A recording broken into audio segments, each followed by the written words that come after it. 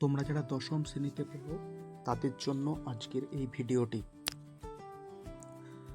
আসন্ন দ্বিতীয় পর্যায়ক্রমিক মূল্যায়নের জন্য গুরুত্বপূর্ণ কিছু 8 নম্বরের প্রশ্ন সাজেশান দেওয়া হবে। তোমাদের মোট একটি 8 নম্বরের প্রশ্ন পরীক্ষায় লিখতে হবে, 3টে দেওয়া থাকবে। আর আমি এই সাজেশানে তোমাদেরকে 6টি গুরুত্বপূর্ণ প্রশ্ন বলে দেব।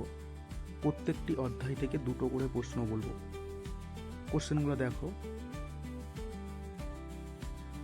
প্রথমে ভারত সভার উদ্দেশ্য ও কার্যাবলী লেখো।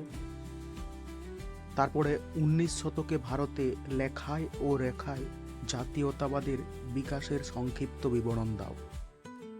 এখান থেকে কোনো দুটো একসঙ্গে দিয়ে কোশ্চেন হতে পারে, যেমন বর্তমান ভারত বা আনন্দমঠ, এরকম দুটো একসঙ্গে দিয়েও কোশ্চেন হতে পারে, বা সবগুলোকে একসঙ্গে দিয়ে কোশ্চেন হতে পারে।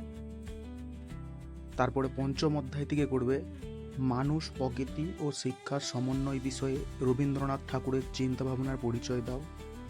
রবীন্দ্রনাথ ঠাকুরের শিক্ষা চিন্তা ও শান্তিনিকেতন ভাবনার সংক্ষিপ্ত পরিচয় দাও।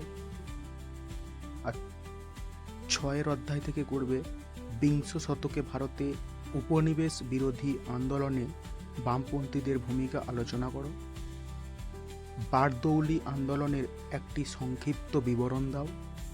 ওর সঙ্গে পড়বে তুমি কি মনে করো যে এই আন্দোলন ভূমিহীন কৃষক শ্রেণী এবং কৃষি শ্রমিকদের স্বার্থ রক্ষায় সফল হয়েছিল।